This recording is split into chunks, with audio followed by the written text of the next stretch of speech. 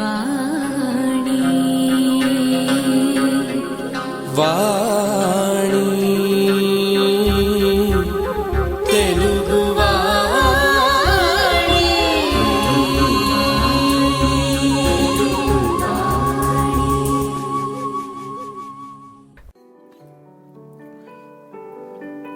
నమస్కారం. భారతీయ జనతా పార్టీ కార్యాలయంలో ఉండి చదువుకుంటూ పార్టీ సిద్ధాంతాన్ని వంట పట్టించుకొని కేవలం కార్యదక్షత, స్వయం కృషి, సేవా దృక్పథంతో భాజపాలో ఒక సామాన్య కార్యకర్త స్థాయి నుండి రాష్ట్ర అధ్యక్షుడి హోదాకి ఎదిగిన నిజాయితీ కలిగిన నాయకుడు 2004లో మొట్టమొదటిసారి హైదరాబాద్ హిమాయత్ నగర్ కాన్స్టిట్యుయెన్సీ నుండి 2009లో హైదరాబాద్ అంబర్పేట శాసనసభ స్థానం నుండి 27,000 భారీ మెజారిటీతో గెలిచి అటు సీమాంధ్రలో ఇటు తెలంగాణలో భారతీయ జనతా పార్టీని తిరుగులేని పార్టీగా అంచెలంచెలుగా అభివృద్ధి పదంలో నడిపిస్తున్న గంగాపురం కిషన్ రెడ్డి గారితో ఈనాటి ప్రజాస్వామ్యం.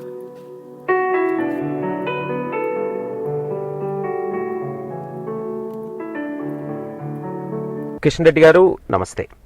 నమస్కారం సార్, మీరు అసలు మన చర్చలోకి వెళ్లే ముందు ఒక ప్రశ్న కిషన్ రెడ్డి గారు, ఈనాటి రాజకీయాల్లో అంటే సపోర్ట్ లేకపోతే గాడ్ ఫాదర్షిప్ లేనటువంటి ఈనాటి రాజకీయాల్లో మీరు ఒక సామాన్య పార్టీ కార్యకర్త స్థాయి నుంచి రాష్ట్ర పార్టీ ప్రెసిడెంట్ స్థాయికి భారతీయ జనతా పార్టీలో ఏ విధంగా మీరు ఎదిగారు? ఆ బాధ్యతను అంకిత భావంతో పనిచేయడమే ప్రధాన లక్ష్యంగా నేను ముందుకెళ్లాను. కాబట్టి ఆ రోజు నుంచి ఈ రోజు వరకు ఏ బాధ్యతను ఒక శాసనసభ్యుడిగా కావచ్చు, party youth wing national president గా కావచ్చు, యూత్ వింగ్ స్టేట్ ప్రెసిడెంట్ గా కావచ్చు, ఈ రోజు శాసనసభ పక్ష నాయకుడిగా కావచ్చు, ఏ బాధ్యత పార్టీ నాకు అప్పగిస్తే ఆ బాధ్యతను మనము మనస్ఫూర్తిగా అంకిత భావంతో చేస్తున్నావా లేదా అనేటువంటి బేరీజు వేసుకుంటూ ఆ బాధ్యతకు న్యాయం చేయడం నేను ప్రధాన లక్ష్యంగా వెనుకున్నాను. ఆ రకంగా నేను న్యాయం చేస్తున్నాను. కాబట్టి ఈరోజు అనేక రకాల అదృష్టవశాత్తు అనేక రకాల అవకాశాలు వచ్చినాయి. మా పార్టీలో నాకంటే చాలా మంది సమర్థులు ఉన్నారు. అనేక రకాలుగా అన్ని రంగాల్లో నిష్ణాతులైనటువంటి వ్యక్తులు కూడా ఉన్నప్పటికీ కూడా భారతీయ జనతా పార్టీ ఒక అదృష్టంగా నాకు అనేక రకాల అవకాశాలు కల్పించింది. నేను బీజేపీ ఆఫీస్ లో ఉండి చదువుకున్నాను సుమారు 16 సంవత్సరాల పాటు. అవునండి. ఆఫీస్ లోనే ఉంటూ చదువుకుంటూ ఆఫీస్ నుంచి తిరిగి వచ్చి పార్టీ పని చేసినటువంటి వ్యక్తి నేను. ఈరోజు అదే పార్టీ ఆఫీస్ లో రాష్ట్ర అధ్యక్షుడి చైర్లో కూర్చున్నాను. అంటే ఒకటి డెడికేషన్ తో పనిచేశాను. అదొకటే నేను నాకున్నటువంటి ఏకైకమైనటువంటి ప్రధానమైనటువంటి ఆయుధం అని చెప్పి నేను అనుకుంటున్నాను. కిషన్ రెడ్డి గారు, రాష్ట్ర స్థాయిలో మీరు బద్దం బాలరెడ్డి గారు ఉన్న సమయం నుంచి కానీ లేకపోతే మన ఆ తర్వాత వచ్చినటువంటి నాయకులు కానీ లేదా జాతీయ స్థాయిలో చూసిన వాజ్పేయి గారు, అద్వానీ గారు, ఇట్లా ఈ level of range of leaders తో మీరు పనిచేయటం అనేది జరిగింది. దత్తాత్రేయ గారు, వెంకయ్య నాయుడు గారు, ఇట్లాంటి లీడర్స్ అందరితో కలిసి మీరు పనిచేయటం జరిగింది. కిషన్ రెడ్డి గారు చెప్పండి, ఈ 20 ఏళ్ల ప్రక్రియలో అంటే సుమారు ఒక 20 నుంచి 25 ఏళ్ల ఈ ప్రక్రియలో మీరు దేశంలో గాని రాష్ట్రంలో గాని రాజకీయాలు నార్మల్ గా రాజకీయాల్లో ఏ విధమైనటువంటి మార్పు కనిపిస్తుంది కిషన్ రెడ్డి గారు? ఒకటి, రాజకీయాలలో నిజాయితీ తగ్గిందండి. ఓకే. ఒకటి. రెండోది, సిద్ధాంతపరమైనటువంటి రాజకీయాలు తగ్గాయి. కులం ఆధారంగానో లేకపోతే మతం ఆధారంగానో లేకపోతే బంధువుల ఆధారంగానో గాలివాటం రాజకీయాలు ఈరోజు పెరుగుతున్నాయి. సిద్ధాంతపరమైనటువంటి రాజకీయాలు ఈరోజు దేశంలో తగ్గాయి. నైతిక విలువలతో కూడినటువంటి రాజకీయాలు తగ్గాయి. దాంతో పాటు ఈరోజు డబ్బు రాజకీయాలు పెరిగాయి. ఓకే. ప్రధానంగా ఈరోజు డబ్బు ఉంటేనే రాజకీయాల్లో ఈరోజు ఎలక్షన్స్ లో పోటీ చేసే పరిస్థితి ఉంది. గతంలో ఆ రకం కాదు. ఈ రాష్ట్రంలో, మన రాష్ట్రంలో కూడా యూపీ యజ్ఞనారాయణ కావచ్చు, ఏఎస్ రెడ్డి గారు కావచ్చు, లేకపోతే మన పుచ్చలపల్లి సుందరయ్య గారు కావచ్చు, తెల్లటి విశ్వనాథం గారు కావచ్చు, జ్యోతి లచ్చన్న గారు కావచ్చు, ఆ రకమైనటువంటి మహానీయులు ఈ దేశంలో కూడా చాలా మంది ఉన్నారు. ఆ రకమైనటువంటి ఏ రకంగా డబ్బులు ఖర్చు పెట్టకుండా ప్రజలకు మేలు చేసి నీతి నిజాయితీ ఉన్నటువంటి వ్యక్తులను ప్రజలు గౌరవించి ఎన్నుకునేటువంటి వారు.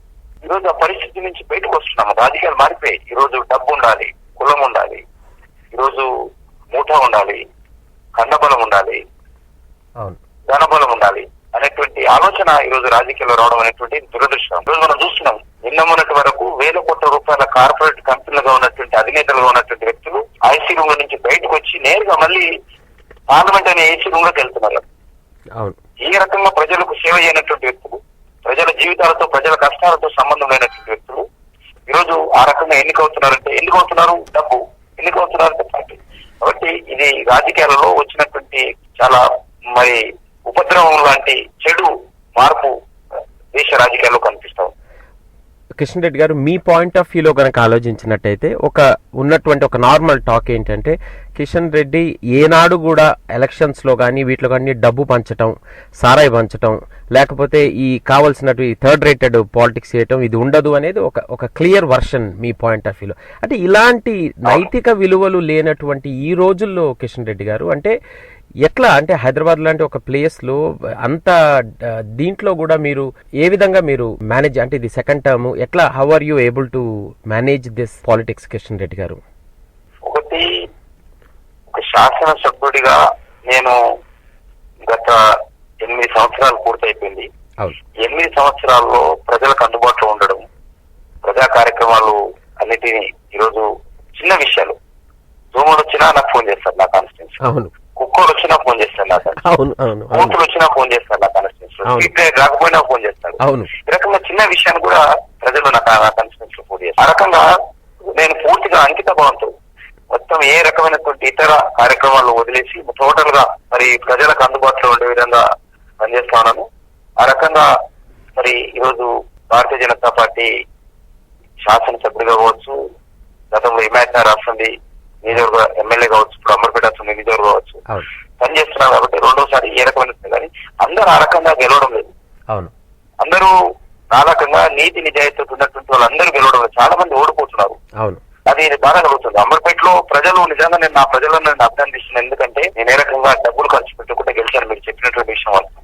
ఏ రకంగా నేను మద్యం పార్టీలు చేయకుండా వస్తుంది. ఏ రకమైనటువంటి హామీలు కూడా నేను ఇవ్వలేదు. నేను ఒకటే చెప్పాను ఎన్నికల్లో 2 ఎలక్షన్స్ లో కూడా, మీరు నన్ను శాసనసభ్యుడిగా గెలిపిస్తే నాకు ఓటేసినటువంటి ప్రజలు ఎవరైతే ఉన్నారో ఎవరు కూడా మా ఎమ్మెల్యే ఈ రకమైనటువంటి తప్పు చేశాడు, పొరపాటు చేశాడు అనేటువంటి మీరు తల దించుకునేటువంటి మాట రాకుండా నా వ్యవహారం ఉంటుంది. మా ఎమ్మెల్యే చాలా మంచి పని చేశాడు, అసెంబ్లీలో ఫైట్ చేశాడు, పేద ప్రజల కోసం పోరాటం చేశాడు, నీతి నిజాయితీ కోసం పనిచేశాడని మీరు తల ఎత్తుకునే విధంగా నా కార్యక్రమాలు ఉంటాయి, నా యొక్క కార్యాచరణ ఉంటుంది తప్ప మీరు తల దించుకునే విధంగా ఉండదని చెప్పాను. ఇది ఒకటే మాట నేను ఎన్నికల్లో చెప్పింది. ఆ రకంగా పనిచేశాను. కానీ ఆ రకంగా ఈరోజు నీతి నిజాయితీ పనిచేస్తున్నటువంటి వ్యక్తులు ఇంకా చాలా మంది ఉన్నారు. కానీ అందరూ ఎన్నికలు కావడం లేదు. నా కోరిక అది. నేను ఎన్నికైనంటే నేను ఒకరినే ఆదర్శం కాదు, ఇంకా చాలా మంది వివిధ రాజకీయాల్లో కూడా డబ్బులు లేకుండా అంకిత భావంతో పనిచేసేటువంటి నీతి నిజాయితీ సిద్ధాంతం కోసం, దేశం కోసం పనిచేసినటువంటి వ్యక్తులు ఉన్నారు చాలా మంది. అందరూ ఎన్నికైనప్పుడే నిజమైనటువంటి ప్రయాసం. నా ఒక్కటే మీరు నెంబర్ గా తీసుకోకూడదు. నేను ఒక్కనే ఇప్పుడు 2004లో కానీ 2009లో కానీ హైదరాబాద్ లో మొదటిసారి గెలిచినటువంటి అపోజిషన్ లో నేను ఒక్కనే హైదరాబాద్ సిటీలో. రెండోసారి నేను జేపీ గారు గెలిచాను లోక్సభ. బట్ హైదరాబాద్ సిటీకి సంబంధించి ఫస్ట్ టైం గెలిచి నేను ఒక్కడే అందరూ ఓడిపోయారు ఎక్సెప్ట్ కాంగ్రెస్ అలా అయినటువంటి మజ్లిస్ పార్టీ. రెండోసారి కూడా కాంగ్రెస్ అలా అయినటువంటి మజ్లిస్ పార్టీ, తెలుగుదేశం కానీ బీజేపీ కానీ మరో పార్టీ కానీ ఏది కూడా హైదరాబాద్ లో గెలవదు. 2 సార్లు కూడా అపోజిషన్ నుంచి నేను ఒక్కడే గెలిచాను, రెండోసారి జేపీ గారు యాడ్ అయ్యారు. కాబట్టి ఇంకా ప్రజల్లో మార్పు రావాల్సిన అవసరం ఉంది. రాజకీయ పార్టీలు అనేక రకాలుగా మేము తప్పుడు పని చేస్తున్నాం, పొరపాటు చేస్తున్నాము. ప్రజలను ఆ రకంగా నీతి నిజాయితీగా ఉన్నటువంటి వ్యక్తులను ఎన్నుకోవాలనేటువంటి భావన నుంచి దారి మళ్లించేటువంటి ప్రయత్నం చేస్తున్నామేమో అనుమానం కలుగుతుందా? కిషన్ రెడ్డి గారు, అప్పుడు అంటే నేను హైదరాబాద్ లో ఉన్న టైంలో, అంటే ఈ టైమ్స్ లో అప్పుడు మీరు దత్తాత్రేయ గారు ఒక టీమ్ గా ఉండేవాళ్ళు. మీరిద్దరు ఎప్పుడు ఆల్వేస్ మీరు you both were one team and మీరు తిరుగుతూనే ఉండేవారు. అవును, అవును, మీరు ఎప్పుడు బండి తర్వాత నిమ్స్ కి మీరు అప్పుడు బద్దం బాలరెడ్డి గారి యాక్సిడెంట్ అయినప్పుడు తర్వాత ఈ విషయంలో అప్పుడు కలవటం. అయితే నేను అడుగుతుంది ఏంటంటే కిషన్ రెడ్డి గారు, ఈ 20 ఏళ్ల ప్రక్రియలో సుమారుగా గడిచినటువంటి ఈ 20 ఏళ్లలో ఆ రోజు నుంచి ఈ రోజు దాకా అని అనుకుందాం, సుమారుగా 20 ఏళ్ల టైంలోనో 15 ఏళ్ల టైంలోనో నిర్మాణం, పార్టీ నిర్మాణం పాయింట్ ఆఫ్ వ్యూలో ఏ విధమైనటువంటి మౌలికమైనటువంటి మార్పులు రాష్ట్ర స్థాయిలో చేయవలసి వచ్చింది కిషన్ రెడ్డి గారు? అంటే ముఖ్యంగా మీరు రాష్ట్ర ప్రెసిడెంట్ అయిన దగ్గర నుంచి మారుతున్నటువంటి రాజకీయ చిత్రపటాన్ని దృష్టిలో పెట్టుకొని, ఆంధ్రప్రదేశ్ రాష్ట్రంలో కానీ భారతదేశంలో కానీ వస్తున్నటువంటి మార్పులను దృష్టిలో పెట్టుకొని పార్టీ నిర్మాణంలో మీరు ఏ విధమైనటువంటి మార్పులు చేసుకొని వచ్చారు? ఎవరెవరికి పెద్దపీట వేశారు? ఇంకా ఏం చేయబోతున్నారు? ఒకటి దురదృష్టం ఏంటంటే, నేను పార్టీ ప్రెసిడెంట్ అయినప్పటి నుంచి నేను పార్టీ ప్రెసిడెంట్ అయినటువంటి 3 నెలల లోపల ఒక ఉప ఎన్నిక స్టార్ట్ అయింది. ఆ తర్వాత మధ్యలో ఇంకో ఉప ఎన్నిక వచ్చింది. ఆ తర్వాత 2-3 ఉద్యమాల మీద కార్యక్రమాలు, ఆ తర్వాత తెలంగాణ ఉద్యమం, ఆ తర్వాత రాజశేఖర్ గారు చనిపోవడం, మళ్ళీ ఇప్పుడు తెలంగాణ ఉద్యమం, మళ్ళీ ఇప్పుడు ఉప ఎన్నికలు. కాబట్టి నేను ప్రెసిడెంట్ అయిన తర్వాత ఈ 2 సంవత్సరాల్లో ఎప్పుడు కూడా నాకు పార్టీ సంస్థాగతంగా పార్టీ పైన దృష్టి పెట్టి పార్టీ సంస్థాగతంగా పటిష్టం చేయడానికి అవకాశం దొరకలేదు. ఉన్న కొద్దిపాటి సమయాన్ని ఆ ప్రయత్నం చేశాము. గ్రామాలకు తరలండి పేరు మీద పల్లె బీజేపీ పేరు మీద గ్రామీణ ప్రాంతాలకు వెళ్లి అనేకమైనటువంటి కొత్త గ్రామాలలో పార్టీ కమిటీలు వేసేటువంటి ప్రయత్నం చేశాము. ఆ దిశలో కొంత ముందడుగు వేశాము. కానీ ఎంతైతే నేను వచ్చిన తర్వాత సంస్థాగతమైన దృష్టి పెట్టడానికి అవకాశం లేకుండా రాజకీయమైనటువంటి మార్పుల కారణంగా, ఎన్నికల కారణంగా, ఉద్యమాల కారణంగా దృష్టి పెట్టలేకపోయాము. ఈ రోజు రాజకీయాలు మారుతున్నాయి. ఏంటంటే మీకు అందరూ తెలుసు, ఈ రోజు మన రాష్ట్రంలో సుమారు 20 న్యూస్ ఛానల్స్ పైన Telugu news channels, regional news channels ఉన్నాయి. 24 అవర్స్ శాటిలైట్ ఛానల్స్, అదేవిధంగా పేపర్స్. ఈరోజు టోటల్ గా ఇటీవల కాలంలో చంద్రబాబు నాయుడు గారు ముఖ్యమంత్రి అయిన తర్వాత కావచ్చు, ఆ తర్వాత రాజశేఖర్ గారు కావచ్చు, ఇప్పుడు వచ్చినటువంటి రాజకీయాలు కానీ రాజకీయాలు పూర్తిగా మరి ఫుల్ టైం పాలిటిక్స్ అయిపోయినాయి. ఎవరైనా సరే నేను చిన్న వ్యాపారం చేసుకుంటూ రాజకీయాలు చేస్తాను, ఉద్యోగం చేసుకుంటూ రాజకీయాలు చేస్తానటువంటి వ్యక్తులు ఈ రోజు తట్టుకునేటువంటి పరిస్థితి లేదు. దాంతో పాటు రాజకీయాలు ఎట్లయిపోయినాయంటే చిన్న మీటింగ్ పెట్టాలంటే కూడా ఈరోజు లక్షల రూపాయలు ఖర్చు పెట్టాల్సినటువంటి పరిస్థితి ఏర్పడింది. ప్రజలు ఏదో అన్నా హజారేకి వచ్చారు, లేకపోతే వాజ్పేయి గారు మీటింగ్ అయితే వచ్చేవాళ్ళు, లేకపోతే మేము అద్వానీ గారు చేపట్టినటువంటి రథయాత్రకు వచ్చారు, నేను ఇటీవల చేపట్టినటువంటి పూరి యాత్రకు ప్రజలు స్వచ్ఛందంగా వచ్చారు తప్ప ప్రజలు స్వచ్ఛందంగా వచ్చేటువంటి పరిస్థితి లేదు. ఈ రోజు ప్రజలు ఈ రోజు కనీసం డబ్బులు ఇవ్వకపోయినా వాహనాలైనా పెట్టి మీరు రండి బాబు ఫలానా మీటింగ్ ఉందనేటువంటి పరిస్థితి రాష్ట్రంలో కానీ దేశంలో కానీ వచ్చింది. కొన్ని ఐసోలేటెడ్ అన్నా హజారే గారు చేపట్టినటువంటి ఢిల్లీలో చేపట్టిన ఆందోళనకు వేలాది మంది ప్రజలు స్వచ్ఛందంగా వచ్చారు. లేకపోతే వాజ్పేయి గారి మీటింగ్స్ నాకు తెలుసు, ఆ రకంగా మీటింగ్ లోకి వచ్చేవాళ్ళు. మొన్న మేము చేపట్టినటువంటి పూరి యాత్ర కూడా అది స్పష్టంగా కనిపించింది, స్వచ్ఛందంగా ప్రజలు వచ్చారు. కానీ ఆ పరిస్థితి మిగతా సమయంలో ఉండడం లేదు. నేను చేపట్టిన వెళ్తున్నటువంటి కార్యక్రమాలు కూడా ప్రజలు స్వచ్ఛందంగా వచ్చే పరిస్థితి, కార్యకర్తలు కూడా ఆ రకంగా పూర్తి అంకిత భావంతో పనిచేస్తున్నటువంటి పరిస్థితి కూడా మిగతా రాజకీయ పార్టీలు ఎక్కడ కూడా కనిపించడం లేదు. ఇది చాలా స్పష్టంగా దేశంలో, రాష్ట్రంలో, రాజకీయాల్లో జరుగుతున్నటువంటి మార్పుకు మనకు స్పష్టంగా కనిపిస్తుంది. ఇది చాలా దురదృష్టకరము, ప్రమాదకరము. ప్రజలు ఈ రోజు మనము మరి ఒకటేంటంటే యూరోప్ కంట్రీస్ లాగా, అమెరికా లాగా ఇండియాలో కూడా ప్రజలు బిజీ అయిపోయారు. ఉదయం నుంచి సాయంకాలం వరకు నా క్యారియర్ ఏంటి, నా ఎడ్యుకేషన్ ఏంటి, నా ఉద్యోగం ఏంటి, నా ఫ్యామిలీ ఏంటి, నా కుటుంబం ఏంటి, హాలిడేస్ లో నేను ఏ రకంగా ఎంజాయ్ చేయాలి, ఏ రకంగా ఉండాలి అనేటువంటి కొంత మధ్య తరగతి అబౌవ్ మిడిల్ క్లాస్ లో ఈ రకమైనటువంటి ఆలోచన. వేరే వాళ్ళకి సంబంధించి వాడు పుట్ట గడిస్తేనే మరి చేయడితేనే పుట్ట గడుస్తుంది వానికి. కాబట్టి పేదవాళ్ళకి ఆ రకంగా ఉంది. కాబట్టి ఎవరు కూడా ఈ రోజు ప్రజా ఉద్యమాలలో, ప్రజలకు సంబంధించినటువంటి ఉద్యమాలలో కానీ, రాజకీయ పార్టీ కార్యక్రమాల్లో కానీ స్వచ్ఛందంగా పాల్గొనేటువంటి ఆలోచన స్లోగా దేశంలో, రాష్ట్రంలో తగ్గుతున్నటువంటి పరిస్థితి మనకు కనిపిస్తాం.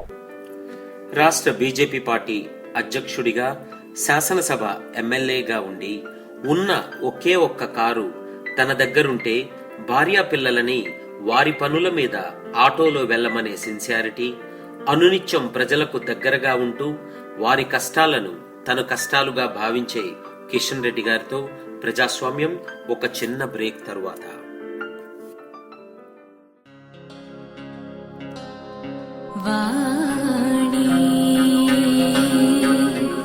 వాణి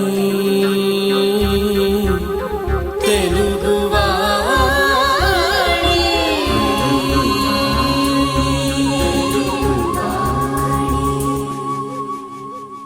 వెల్కమ్ బ్యాక్. ఇక చర్చలోకి వెళ్ళినట్లయితే కిషన్ రెడ్డి గారు, నేను తెలంగాణ పోరు యాత్ర గురించి మాట్లాడితే ఆ సమయంలో మీతో నేను 2-3 సార్లు ఫోన్లో మాట్లాడటం జరిగింది. మీరు అంటే అడ్రస్ చేస్తున్నటువంటి సభల్లో కానీ వాటిలో అన్నిటి అసలు ఆన్ ద హోల్ అసలు ఈ ఐడియా మీరు ఎందుకు తీసుకున్నారు? అంటే పోరు యాత్ర చెయ్యాలి అనేటువంటి ఐడియా ఎందుకు వచ్చింది?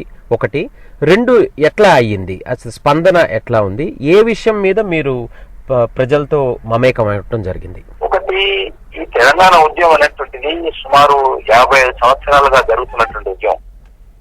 56 లోనే కాల్పులు జరిగి చనిపోయారు సిటీ కాలేజీలో తెలంగాణ రాష్ట్ర సాధన కోసం. 1950 లేదా 69 లో పెద్ద ఎత్తున ఉద్యమం వచ్చింది. 369 మంది విద్యార్థులు ఆ రోజు చనిపోయారు. ఆ తర్వాత 71 లో జయాంధ్ర ఉద్యమం వచ్చింది. అందులో కూడా 300 పైచీలకు విద్యార్థులు అక్కడ కూడా చనిపోయారు, ఉద్యమకారులు. మళ్ళీ ఇటీవల జరిగిన ఉద్యమంలో కూడా 800 మంది చనిపోయారు. లాస్ట్ 3 years పూర్తిగా హైదరాబాద్ లో ప్రభుత్వం అనేది లేదు, ప్రభుత్వం పనిచేయడం లేదు. ఎక్కడ కూడా మరి అధికార యంత్రాంగం కానీ ప్రజా సమస్యలు పట్టించుకున్నటువంటి పరిస్థితి లేదు. పరిశ్రమలు కానీ పెట్టుబడులు కానీ పెట్టలేనటువంటి పరిస్థితి ఈ రోజు హైదరాబాద్ లో ఉంది. దానికి 2 రకాలు. ఒకటి, వైఎస్ రాజశేఖర్ గారు చనిపోవడం, ఒక కాంగ్రెస్ పార్టీ అధికార పార్టీలో ఒక శూన్యత రావడం. అధికార పార్టీని, అధికార యంత్రాంగాన్ని సమర్థంగా నడిపించలేనటువంటి వ్యక్తులు ఈరోజు రాష్ట్రంలో పరిపాలించడం, దాంతో పాటు ఈరోజు తెలంగాణ రాష్ట్రం కోసం ప్రజలు తీవ్రమైనటువంటి నవ్వుతున్న భవిష్యత్తు అనేది ఒక ఉద్యమంలో పాల్గొనడంతో మరి ఈ రకమైనటువంటి పరిస్థితి ఏర్పడింది.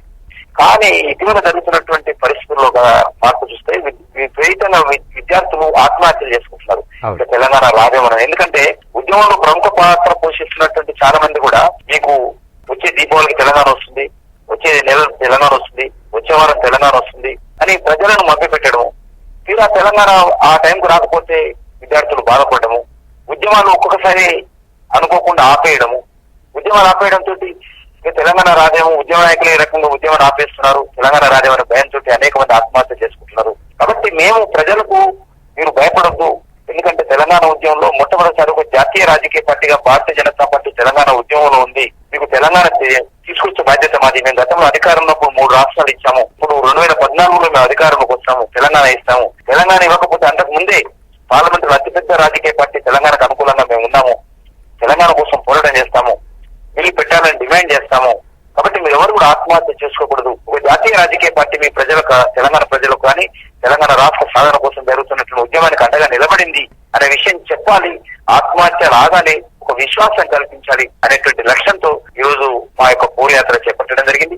పోరాయాత్రకు మేము ఊహించలేదు, మేము ఊహించని దానికంటే ఎన్నో రెట్లు అధికారులు, మేము మా కార్యకర్తలు, కొంత అక్కడ ఉన్నటువంటి సిబ్బంది, ప్రజలు కానీ, మీడియా నుంచి కానీ, రాజకీయ పార్టీల నుంచి కానీ, రాజకీయ విశ్లేషకుల నుంచి కానీ మరి విపరీతమైనటువంటి స్పందన పోరాయాత్రకు లభించింది. కానీ నిజంగా జీవితంలో మర్చిపోలేనటువంటి సంఘటన తెలంగాణ ఉద్యమంలో కూడా ఒక తెలంగాణ పోరాయాత్ర ఒక సంఘటనగా నిలిచిపోతుంది. కిషన్ రెడ్డి గారు, ఈ ఉద్యమాన్ని విషయంలో కనుక వచ్చినట్టయితే 1998లో అనుకుంటాను ఫస్ట్ టైం ఒక తీర్మానం, అంటే ఒక ప్లానింగ్ తెలంగాణ కాకినాడలో మీరు ఒక ఓటు 2 రాష్ట్రాలు అనేటువంటి ఒక తీర్మానం చేయటం. దాని తర్వాత సరే 2000 సమయంలో 2000 సమయంలో ఈ టీఆర్ఎస్ ఉద్భవించడం జరిగింది. మళ్ళీ అంటే ఆ లెవెల్లో కిషన్ రెడ్డి గారు అంటే మధ్యలో మీరు చేశారు, భోపాల్లో ఒక ఇదైంది, దాని మీద చర్చ పెట్టారు, తర్వాత మీ అదర్ నేషనల్ మీటింగ్స్ లో వాటిలో వీటిలో చర్చ పెట్టారు. కానీ 14 ఏళ్ల తర్వాత సుమారుగా ఒక 14 years గ్యాప్ లో ఈ లెవెల్లో మళ్ళీ ఇష్యూని తీసుకొని మీరు పోరాటానికి చేయటం చూస్తాం. అంటే దీన్ని బట్టి ఒకటి అబ్రాడ్ నుంచి అంటే టోటల్లీ థర్డ్ ఫ్రేమ్ నుంచి అబ్జర్వ్ చేసే మాలాంటి వాళ్ళకి ఏం కనిపిస్తుంది అంటే ఒకటి టీఆర్ఎస్ విపరీతంగా గెయిన్ అవుతుంది అనే పాయింట్ ఆఫ్ వ్యూలో మీరు అంటే బీజేపీ ఇప్పుడు మేల్కోవటం జరిగింది. అంటే నేషనల్ లెవెల్లో 160 పైచిలకు ఎంపీ సీట్లు ఉన్నటువంటి మీరు అరే మనకి ఇంత బలం ఉండి మనం దీన్ని party point of view utilise చేసుకోవాలి, లేకపోతే ప్రజాభిష్టం మేరకు ఏదైనా పనిచేయాలి, ఏ విధమైనటువంటి వాతావరణంలో స్టార్ట్ చేశారు కిషన్ రెడ్డి గారు? నెంబర్ 1 మేము 1998లో తీర్మానం చేశాము, జాతీయ పార్టీకి పంపించాము. జాతీయ పార్టీ అంగీకరించలేదు. 2006లో రాజ్నాథ్ సింగ్ గారు అధ్యక్షులైన తర్వాత జాతీయ పార్టీ తెలంగాణకు అనుకూలంగా తీర్మానం చేసింది. ఇటీవల ఇప్పుడు మీరు జరుగుతున్నటువంటి ఉద్యమంలో ప్రజలు విసిగిపోయారు, ప్రజలు అలిసిపోయారు. ప్రజలు ఎవరైతే ఉద్యమానికి నేతృత్వం వహిస్తున్నటువంటి నాయకులు ఉన్నారో వేరే ప్రత్యామ్నాయం లేక, వేరే గతి లేక, మంచివాడైనా చెడుడైనా ఈ పార్టీ ఉన్నది తెలంగాణకు అనుకూలంగా, కాబట్టి ఈ పార్టీ వెనుకనే పోవాలని తిప్పుకుంటూ ఆ పార్టీ వెనుక పోతున్నటువంటి నేపథ్యంలో అనేక సార్లు 46 సీట్లు పోటీ చేస్తే చాలా తక్కువ సీట్లు గెలవడం, గెలిచినటువంటి ఎమ్మెల్యేలంతా కూడా మరి ఇతర పార్టీలకు వెళ్ళడం, తెలంగాణ పేరు మీద గెలిచినటువంటి వాళ్ళు ఇతర పార్టీలకు వెళ్ళడం, మంత్రులు కావడము కేంద్రంలో, రాష్ట్రంలో. ఇటీవల జరిగినటువంటి ఎమ్మెల్సీ ఎన్నికల్లో కూడా తెలంగాణ పేరు మీద గెలిచినటువంటి ఎమ్మెల్యే సొంత పార్టీ ఎమ్మెల్యేకి ఓటు వేయకుండా ఎమ్మెల్యేలు అధికార పార్టీకి అమ్ముడుపోవడము, ఈ రకమైనటువంటి అనేక సంఘటనలు జరుగుతున్నటువంటి నేపథ్యంలో ప్రజల్లో ఒక ఆందోళన. టీఆర్ఎస్ కూడా వైఫల్యం చెందుతుంది, టీఆర్ఎస్ కూడా తెలంగాణ ఉద్యమంలో మరి చిత్తశుద్ధితో వ్యవహారం చేయడం లేదు, ఇప్పుడు ఎవరు ఏమవుతుంది అనేటువంటి ఆలోచనలో మేము ఈ యొక్క ఉద్యమంలో పాల్గొన్నమే తప్ప కీలక పాత్ర పోషించడం కోసం నిర్ణయం తీసుకున్నాం తప్ప మా బలాన్ని పెంచుకోవడం కోసం అనేటువంటిది ప్రధాన కాదు. ఎందుకంటే మేము భారతీయ జనతా పార్టీ చిన్న రాష్ట్రాలకు అనుకూలం, మా సిద్ధాంతపరంగా చిన్న రాష్ట్రాల ద్వారానే వేగవంతమైనటువంటి సమాంతరమైనటువంటి అభివృద్ధి జరుగుతుందనే విశ్వాసం ఉన్నటువంటి పార్టీ మాది. కాబట్టి ఆ దిశలోనే మేము ఆలోచన చేసి ఈ యొక్క తెలంగాణ పోరాయాత్ర కావచ్చు, తెలంగాణ ఉద్యమంలో కావచ్చు, పార్లమెంట్ లో తెలంగాణ వారిని వినిపించడం కావచ్చు, ఒక స్పష్టమైన నిర్ణయం తీసుకొని పోయినా తప్ప మేము రాజకీయ దృక్పథంతో మాకు లాభం చేకూరాలనేటువంటి ఆలోచనతో ఈ తెలంగాణ ఉద్యమంలో పాల్గొనలేదు. ఎందుకంటే అనేక సంవత్సరాలుగా జరుగుతున్నటువంటి ఉద్యమము ఇప్పటికే చాలా నష్టం కలిగించింది. అక్కడ కూడా గతంలో ఉద్యమం జరిగింది, ఇక్కడ ఉద్యమం జరిగింది, ఇక్కడ 3 సంవత్సరాలుగా నిరంతరంగా ఉద్యమం జరుగుతుంది.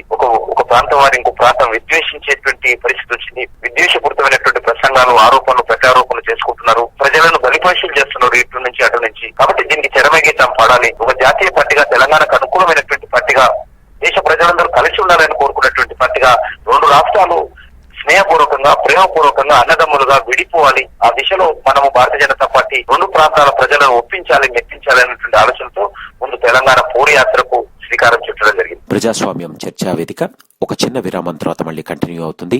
వింటూనే ఉండండి. బ్రిటన్ అండ్ యూరోప్ లోని తెలుగు ప్రజల గుండె గొంతుక తెలుగువాణి.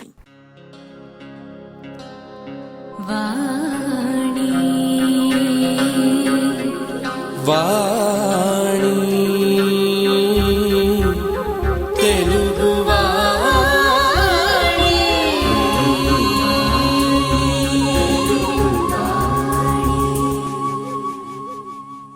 Welcome back. ఇక చర్చలోకి వెళ్ళినట్లయితే కిషన్ రెడ్డి గారు, ఒక సూటి ప్రశ్న అండి. ఈ రాజ్యాంగ సంక్షోభం అనేటువంటి విషయం మీద టీఆర్ఎస్ నుంచి ఎప్పుడు కేసీఆర్ గారు చాలా ప్యాషనేట్ గా మాట్లాడుతూ ఉంటారు. రాజ్యాంగ సంక్షోభాన్ని సృష్టిద్దాము అని. దానికి రాజీనామాలు ఒక మంచి మార్గం అని చెప్పి రాజీనామాలు, బై ఎలక్షన్స్, రాజీనామాలు, బై ఎలక్షన్స్, రాజీనామాలు, బై ఎలక్షన్స్, ఈ పరంపర కొనసాగుతూనే ఉంది. సూటి ప్రశ్న కిషన్ రెడ్డి గారు, మొన్న అంటే తెలంగాణ ప్రాంతం నుంచి ఇంతమంది ఎమ్మెల్యేస్ రిజైన్ చేసినప్పుడు మీరు ఎందుకు రిజైన్ చేయకూడదు అనేటువంటి ఒక ఉద్దేశంతో ఉన్నారు? టీఆర్ఎస్ వాళ్ళే చేశారు, ఎంతమంది ఎవరు చేయలేదు. అవును, అదే మీరు టీఆర్ఎస్ పార్టీ ఒకటే చేసింది. టీఆర్ఎస్ పార్టీ చాలా సార్లు రాజీనామా చేశారు, మళ్ళీ పోటీ చేశారు, చాలా సార్లు ఓడిపోయారు కూడా. ఓకే. మా పార్టీ నుంచి ఎన్నికైనటువంటి మా లక్ష్మీనారాయణ గారు కూడా చేశారు. మా పార్టీ జాతీయ పార్టీ, నా ఇష్టం మీద ఆధారపడి పార్టీలో నేను చిన్నప్పటి నుంచి పార్టీ కారణంగా నేను ఎమ్మెల్యే తప్ప తెలంగాణ ఉద్యమం కారణంగా లేకపోతే నా వ్యక్తిగతంగా నేను ఎన్నిక కాలేదు. నేను పార్టీ ఒక సుశిక్షితుడైనటువంటి కార్యకర్తను. పార్టీ ఏ ఆదేశాలు ఇస్తే ఆదేశాలు అమలు చేసేటువంటి వ్యక్తి తప్ప వ్యక్తిగతమైనటువంటి అభిప్రాయాలకు, వ్యక్తిగతమైనటువంటి మరి ఆలోచన విధానంతో పార్టీని పనిచేయలేను. కాబట్టి పార్టీ చాలా స్పష్టంగా రాజీనామా చేయకూడదు. రాజీనామా మన లక్ష్యం కాదు. ఇప్పటికే మన లక్ష్మీనారాయణ చేశారు, 50% రాజీనామా అయింది. రాజీనామాలతో తెలంగాణ రాదు అనేటువంటి విశ్వాసం జాతీయ నాయకత్వానికి ఉంది. కాబట్టి ఆ రోజు ఫ్లోర్ లీడర్ గా ఉన్నట్టున్నాను. రాజీనామా చేయకూడదని స్పష్టంగా ఆదేశించారు కాబట్టి నేను రాజీనామా చేయలేదు. రాజీనామాల ద్వారా ఏం కాకి చాలా సార్లు టీఆర్ఎస్ పార్టీ రాజీనామాలు చేసింది. రాజీనామా చేసిన తర్వాత చాలా మంది ఓడిపోయారు కూడా. తెలంగాణ విషయంలో ఎక్కడ కూడా రాజీనామాల కారణంగా ఏ రకమైనటువంటి పరిస్థితి అభివృద్ధి జరగలేదు. కిషన్ రెడ్డి గారు, ముఖ్యంగా మన్ని మధ్య జరిగినటువంటి బై ఎలక్షన్స్ లో అంటే మహబూబ్ నగర్ లో బీజేపీ విజయం, దాని తర్వాత వచ్చినటువంటి పరిణామాల్లో టీఆర్ఎస్ పార్టీ జేఏసీ ఏదైతే ఉందో అది బీజేపీ వైపు ఎక్కువ మొగ్గు చూపుతుంది అనేటువంటి విషయం మీద అక్కడ ఇక్కడ మాట్లాడటం జరిగింది. అలాగే మీడియాలో అంటే మన తెలుగు మీడియాలో వచ్చినటువంటి కథనాల ప్రకారం చూస్తే ఇంక్లూడింగ్ జేఏసీ చైర్మన్ గా ఉన్నటువంటి కోదండరామ్ గారిని కూడా మార్చాలి, చైర్మన్ పదవి నుంచి వేరే వాళ్ళని తీసుకోవాలి అనేటువంటి విషయం మీద కేసీఆర్ కూడా మాట్లాడుతున్నట్టు కథనాలు మనకి కనిపిస్తున్నాయి. అంటే ఈ కంప్లీట్ ఆడియల్ మీద రేపు పరకాల ఎన్నికలని దృష్టిలో పెట్టుకొని మీరు ఏ విధంగా స్పందిస్తారు కిషన్ రెడ్డి గారు? ఏ రకమైనటువంటి మిస్కమ్యూనికేషన్స్ కానీ మిస్అండర్స్టాండింగ్స్ కానీ లేవు. జేఏసీకి టీఆర్ఎస్ పార్టీ మిస్అండర్స్టాండింగ్స్ అంట పెడతా ఉన్నది. ఉదాహరణకు మహబూబ్నగర్ ఎన్నికల్లో జేఏసీలో భాగస్వామ్య పార్టీలతో కానీ, జేఏసీ నాయకులతో గాని, ఉద్యమ సంఘాలతో గాని, కార్మిక సంఘాలతో గాని, విద్యార్థి సంఘాలతో గాని, కుల సంఘాలతో గాని చర్చించకుండా టీడీపీ ఏకపక్షంగా టీఆర్ఎస్ తెలుగుదేశం రాష్ట్ర సమితి కేసీఆర్ గారు ఏకపక్షంగా అభ్యర్థులు ప్రకటించారు. అప్పుడు జేఏసీలో ఉన్నటువంటి ఉద్యోగ సంఘాల నాయకులు, జేఏసీ పెద్దలందరూ కూడా ఆశ్చర్యపోయారు. కనీసం వాళ్ళు అడగలేదు. జేఏసీ భాగస్వామ్య పార్టీలు అడిగి మాట్లాడుకున్నాక చర్చించుకున్న తర్వాతనే పోటీ పెట్టాలనుకున్నాము అంటే ఆయన ఎన్నకుండా ఏకపక్షంగా ప్రకటించారు. తర్వాత తప్పనిసరి పరిస్థితుల్లో అది రాజీనామాలకు సంబంధం లేనటువంటి సీటు. తెలంగాణలో జరిగినటువంటి 6 శాసనసభ నియోజకవర్గాల్లో 4 సీట్లలో మేము టీఆర్ఎస్ కు పోటీ చేస్తూ ఒక మహబూబ్ నగర్ లో మాత్రం మేము స్వతంత్రంగా టీఆర్ఎస్ కాదని మేము పోటీకి దిగాము, గెలిచాము. గెలిచిన తర్వాత ఈ రోజు కేసీఆర్ గారు మళ్ళీ ఈ యొక్క పరకాల ఎలక్షన్స్ వచ్చినప్పుడు పరకాలలో మీరు మాకు సపోర్ట్ చేయాలి, మా సపోర్ట్ చేయకపోతే జేఏసీ సపోర్ట్ చేయకపోతే జేఏసీని రద్దు చేస్తాను, కోదండరాము తొలగిస్తాను, కోదండరాము అసమర్థుడు, కోదండరాము జేఏసీ చైర్మన్ గా ఉండలేకపోతున్నాడు, బీజేపీ నొప్పించలేకపోతున్నాడు, బీజేపీ నొప్పించి మాకు సపోర్ట్ చేయించలేకపోతున్నాడు, కనీసం ఆయన సపోర్ట్ చేయకపోయినా జేఏసీ ఆయన సపోర్ట్ చేయాలని చెప్పి జేఏసీకి టీఆర్ఎస్ కి మధ్యన మనస్పర్ధలు వచ్చినాయి. భారతీయ జనతా పార్టీ ఇప్పుడు కూడా జేఏసీ చెప్తా ఉంది, మీరు ఏ పార్టీకి దగ్గర కాకుండా న్యాయంగా మీరు అన్ని పార్టీలను కలుపుకొని ఉద్యమాన్ని ముందుకు తీసుకెళ్లాలి తప్ప ఎన్నికలైనటువంటి రాజకీయ పార్టీలు చూసుకుంటే తప్ప జేఏసీకి సంబంధం లేదు. కాబట్టి మీరు మా పార్టీతో కానీ టీఆర్ఎస్ తో కానీ సమదూరంతో ఉంటూ ఉద్యమానికి నేతృత్వం వహించండి. ఉద్యమంలో భారతీయ జనతా పార్టీ మరింతగా జేఏసీకి మద్దతు ఇచ్చి ముందుకు తీసుకెళ్తాదని నేను చెప్పడం జరిగింది. ఆ రకంగా ప్రస్తుత పరిస్థితి ఉన్నది. కిషన్ రెడ్డి గారు, అంటే ఈ పాయింట్ ఆఫ్ వ్యూలో కనుక చూస్తే రోడ్ హెడ్ ఎట్లా ఉంటుంది అని అనుకుంటున్నారు కిషన్ రెడ్డి గారు? అంటే ఈ బై ఎలక్షన్స్ అవ్వటం కానీ లేకపోతే తర్వాత వచ్చేటువంటి పరిస్థితుల్లో రోడ్ హెడ్ బీజేపీ స్టాండ్ ఏ విధంగా ఉంది? ఇప్పటికీ రాష్ట్ర రాజకీయాలు పూర్తిగా అనిశ్చితమైనటువంటి పరిస్థితి ఏర్పడింది. ఓకే, రాష్ట్ర అభివృద్ధి కుంటుపడింది. రాజకీయ పార్టీలు గాని, ప్రభుత్వ యంత్రాంగం గాని, మంత్రులు గాని ఎవరు కూడా ప్రజల కష్టాల విషయంలో గాని, రాష్ట్ర అభివృద్ధి విషయంలో గాని, రాష్ట్ర ప్రభుత్వాన్ని సమర్థవంతంగా నిర్వహించడంలో గాని, ఎవరు కరువు లాంటి పరిస్థితులు తీవ్రమైనటువంటి పరిస్థితులు ఎదుర్కోవడంలో గాని ప్రభుత్వం పూర్తిగా వైఫల్యించింది. ప్రభుత్వాన్ని గురించి గాని ఎవరు కూడా ప్రజలు కూడా పట్టించుకునేటువంటి పరిస్థితులు ఉన్నది. ఇది టైం పాస్ ముఖ్యమంత్రి అంటే ఇంకా 2 సంవత్సరాలు ఉంది కాబట్టి 2 సంవత్సరాలు ఏ రకంగా గడుస్తాయనేటువంటి ఆలోచన ఆయనకున్నది, కాంగ్రెస్ పార్టీకి ఉన్నది. ప్రజలు కూడా ఎప్పుడు పోతుందో ఈ గవర్నమెంట్, ఎప్పుడు 2 సంవత్సరాలు గడుస్తుందని ప్రజలు కూడా ఎదురు చూసే పరిస్థితి ఉన్నది. మరి ఇప్పుడు జరగనున్నటువంటి ఎన్నికలు కూడా మరి ఈ కాంగ్రెస్ పార్టీ పూర్తిగా ఇటు కోస్తా జిల్లాలో కానీ, రాయలసీమ జిల్లాలో కానీ, తెలంగాణ జిల్లాలో కానీ, తెలంగాణలో చాలా రోజు నుంచి ఓడిపోతూ వస్తుంది. కోస్తా రాయలసీమ జిల్లాలో కూడా కాంగ్రెస్ పార్టీ పూర్తిగా విశ్వసనీయత కోల్పోయే విధంగా ఓడిపోయేటువంటి పరిస్థితి ఏర్పడింది. కాబట్టి రాష్ట్రంలో ఏం జరగబోతుంది అనేటువంటిది ఇప్పుడు ఎవరు చెప్పలేనటువంటి పరిస్థితి ఉన్నది. రేపు ఎన్నికల తర్వాత ప్రభుత్వం ఉంటుందా ఉండదా, 2014 వరకు ఉంటుందా? ఒకటి మాత్రం చెప్పగలుగుతాను, ఎప్పుడు ఎన్నికలు వచ్చినా కూడా కాంగ్రెస్ పార్టీ ఈ రాష్ట్రంలో ప్రధాన ప్రతిపక్షమైనటువంటి తెలుగుదేశం పార్టీ, ఈ 2 పార్టీలు మరి చాలా నష్టపోతాయి. వచ్చే 10 సంవత్సరాల వరకు ఆంధ్రప్రదేశ్ లో కాంగ్రెస్ పార్టీ కోలుకుంటుందా అని కూడా చెప్పలేనటువంటి పరిస్థితిలో ఉంది. తెలుగుదేశం పార్టీ కూడా అదే పరిస్థితి ఉంటుంది. ఈ 2 పార్టీలు కూడా రాష్ట్ర రాజకీయాల నుంచి పూర్తిగా కనుమరుగయ్యే పరిస్థితి ఉంది. లేకపోతే చాలా మరి కుంచుకుపోయే పరిస్థితి రాష్ట్రంలో భవిష్యత్తులో ఉండబోతుందని నాకు అనిపిస్తుంది. కిషన్ రెడ్డి గారు, ముఖ్యంగా మీరు ఒక జాతీయ స్థాయి పార్టీకి రాష్ట్ర స్థాయిలో ప్రెసిడెంట్ గా ఉండటం, అంటే మీరు ఈ తెలంగాణ పోరు ఇవన్నీ అయిన తర్వాత మళ్ళీ ఆంధ్ర ప్రాంత సీమాంధ్ర ప్రాంతాలను కూడా పర్యటించడం జరిగింది. అంటే భీమవరం మనీ మధ్య మీరు వెళ్తాం, ఇవన్నీ అంటే అక్కడ ప్రజల నాడి, అంటే ముఖ్యంగా రాష్ట్ర విభజన అనేటువంటి విషయంలో ఈ టీఆర్ఎస్ కానీ లేకపోతే తెలంగాణలో ఉన్నటువంటి పార్టీలు కానీ లేకపోతే తెలంగాణ వాదులు కానీ చెప్పేది ఏంటంటే ఇక్కడ ఉన్నటువంటి దీని మొత్తానికి కారణం రాజకీయ నాయకులు, ఆంధ్ర ప్రాంతం నుంచి వచ్చిన రాజకీయ నాయకులు అని చెప్పి ఒక కాన్సెప్ట్ నడుస్తుంది. అంటే ప్రజల నాడి ఏ విధంగా ఉంది? అంటే బీజేపీ పార్టీ పాయింట్ ఆఫ్ వ్యూలో మీరు ఒక స్టేట్ ప్రెసిడెంట్ గా ఉండి 2 ఇష్యూస్ మీద మీరు వర్క్ చేయటం అనేటువంటి విషయం ఏదైతే ఉందో దీని మీద ప్రజల నాడి ఏ విధంగా ఉందని అనుకుంటున్నారు కిషన్ రెడ్డి గారు?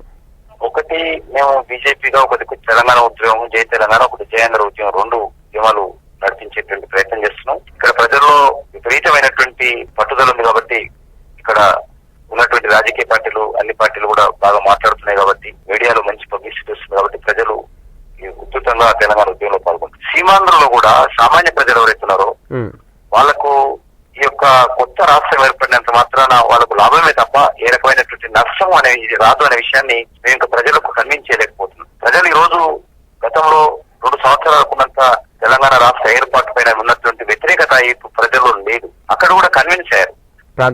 స్టేట్ క్యాపిటల్ వచ్చినట్లయితే అక్కడ కూడా ఒక కొత్త స్టేట్ క్యాపిటల్ వచ్చినట్లయితే లాభం జరుగుతుంది. లక్షలాది మందికి ఉద్యోగాలు వస్తాయి. అనేక ప్రభుత్వ ప్రైవేట్ కార్యాలయాలు, కార్పొరేట్ కంపెనీలు ఏర్పడతాయి.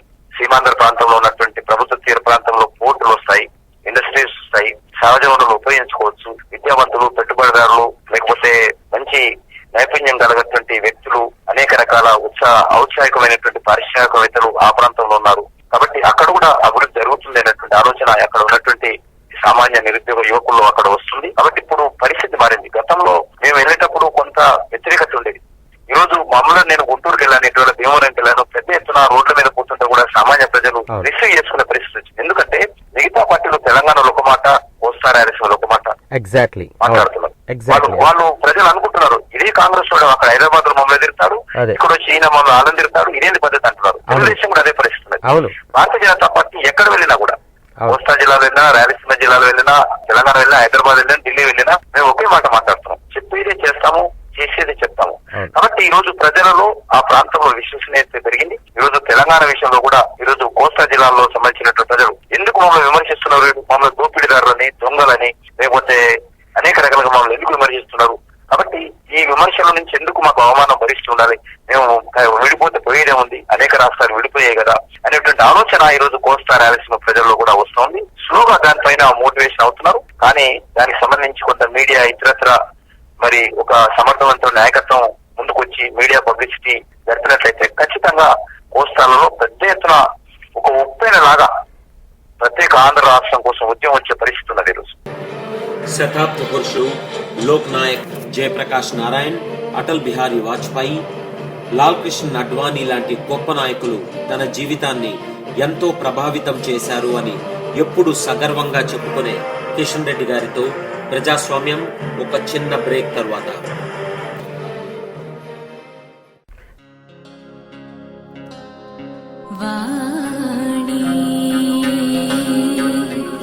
వాణి తెలుగు వాణి.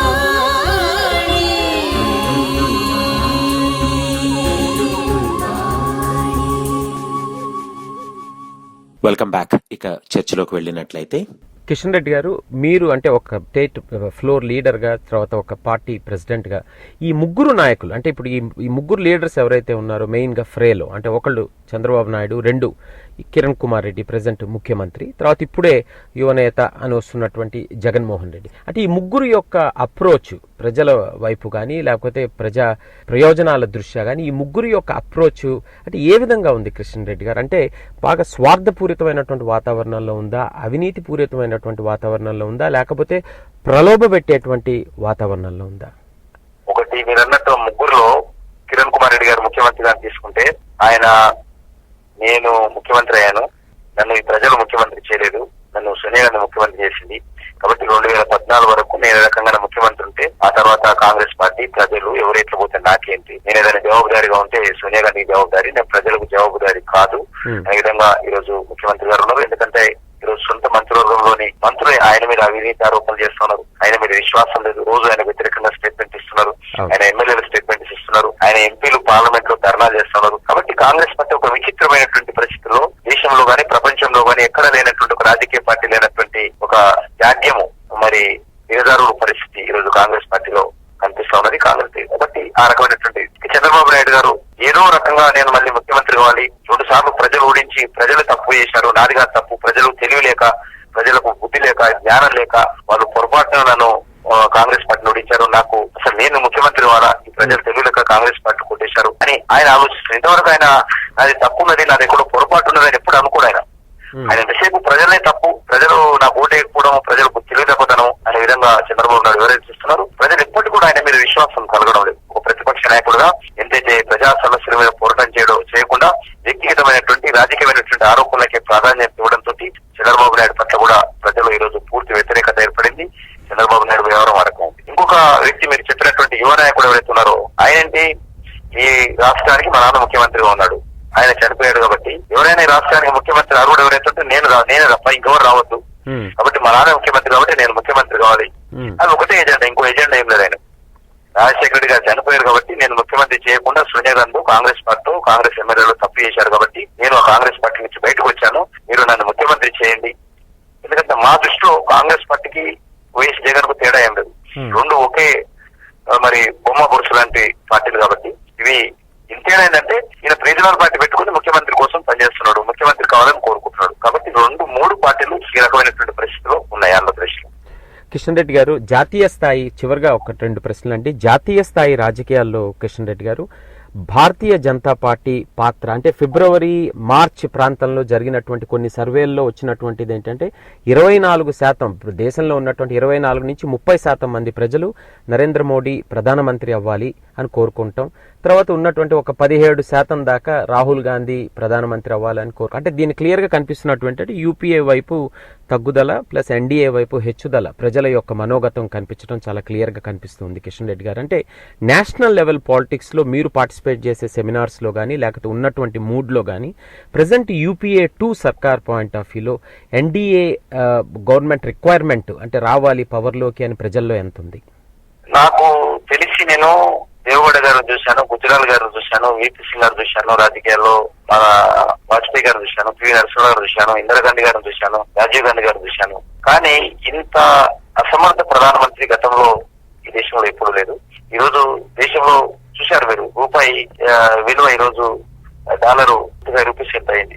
గతంలో ఎప్పుడు రికార్డు స్థాయిలో రికార్డు స్థాయిలో ఈ రోజు దేశం యొక్క రూపాయి విలువ పతనం అయింది జరిగింది. కాబట్టి ఇంత ఈ రోజు అనేక రకాలుగా మన చుట్టుపక్కల దేశాలు చూసుకున్నట్లయితే నేపాల్ ఈ రోజు చైనాకు కేంద్రంగా మారిపోయింది, పాకిస్తాన్ చైనా కేంద్రంగా మారిపోయింది, బంగ్లాదేశ్ చైనా పూర్తిగా అధీనంలో ఉంది, శ్రీలంక పూర్తిగా చైనా ఆయుధాలు ఉన్నాయి. కాబట్టి మన దేశం చుట్టుపక్కల ఉన్నటువంటి దేశాలు కూడా పూర్తిగా మన కంట్రోల్లో, మన కనసాయిగలో నడవాల్సినటువంటి దేశాలు. మనం నీళ్ళైనా ఉప్పైనా పప్పైనా మన దేశం మీద ఆధారపడేటువంటి దేశాలు కూడా ఈ రోజు మనల్ని కాదని చెప్పి చైనా చేతులు వెళ్ళిపోయినటువంటి పరిస్థితిలో పూర్తిగా ఈ 8 సంవత్సరాల్లో విదేశీ నీతిలో పూర్తిగా వైఫల్యం చెందాము, ఆర్థిక వ్యవస్థలో వైఫల్యం చెందాము, మౌలిక వసతుల కల్పనలో వైఫల్యం చెందాము, రాజకీయంగా సమర్థవంతమైన పరిపాలన ఇవ్వడంలో వైఫల్యం చెందాము. కాబట్టి ఈ నేపథ్యంలో ఈ రోజు ప్రజలు ఒక సమర్థవంతమైనటువంటి నాయకుడు కావాలి. మీరు తీసుకున్నటువంటి సర్వే దానికే సూచిస్తున్నది.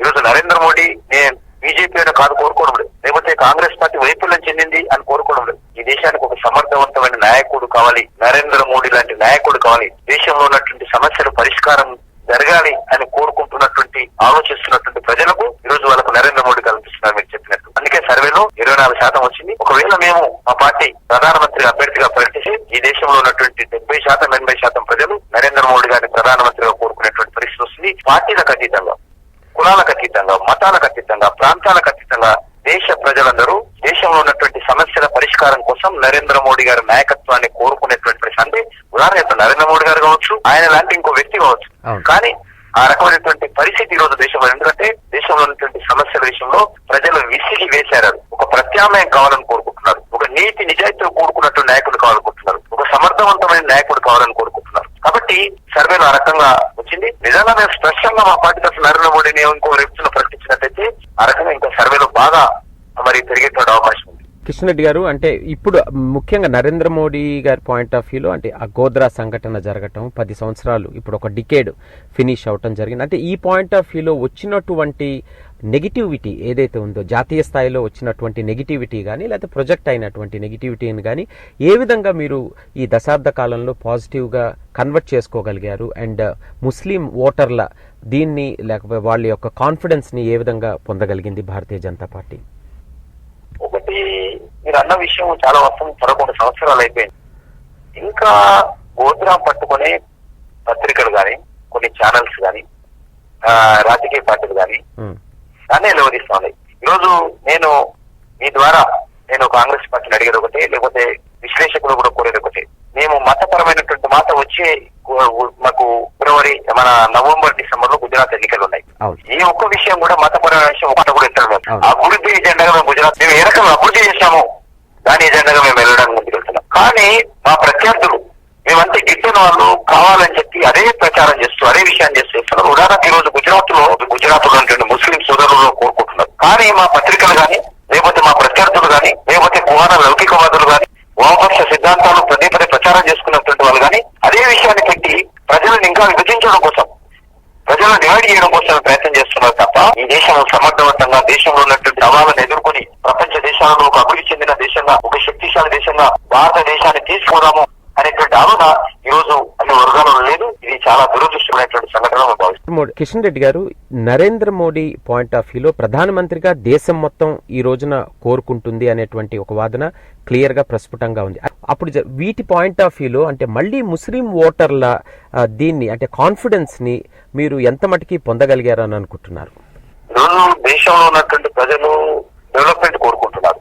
ఓకే, ఎప్పుడో 10 సంవత్సరాలకు జరిగినటువంటి సంఘటనను కేంద్ర ప్రభుత్వం కాంగ్రెస్ పార్టీ సిబిఐ ద్వారా సిబిఐని దుర్వినియోగం చేస్తూ అదొక సమస్యగా దేశ ప్రజల ముందు గోద్రా సంఘటన కానీ గోద్రా అనంతరం జరిగినటువంటి సంఘటనలు ప్రజల ముందు పెట్టడం కోసం ప్రయత్నం చేస్తుంది. కానీ ఈ రోజు అహ్మదాబాద్ లో ఉన్నటువంటి ముస్లిం సోదరులు మర్చిపోయారు. అది వాళ్ళు నరేంద్ర మోడీ గారు గత మరి 12 సంవత్సరాలుగా చేస్తున్నటువంటి అభివృద్ధిని వాళ్ళు స్వయంగా అనుభవిస్తూ మాకు నరేంద్ర మోడీ గారి నాయకత్వం కావాలి అనేటువంటి విషయం ఈ రోజు ప్రజలు వ్యక్తం చేస్తున్నారు. కాబట్టి ఈరోజు మనము సర్వేలో కూడా చూస్తున్నాం నరేంద్ర మోడీ గారు దేశ ప్రధానమంత్రిగా ఉండాలని ఏ రకంగా కోరుకుంటున్నారు. ఈరోజు దేశంలో ఉన్నటువంటి ముస్లింలు కూడా మెజార్టీ ప్రజలు నరేంద్ర మోడీ గారి నాయకత్వాన్ని కోరుకునేటువంటి పరిస్థితి వస్తుంది.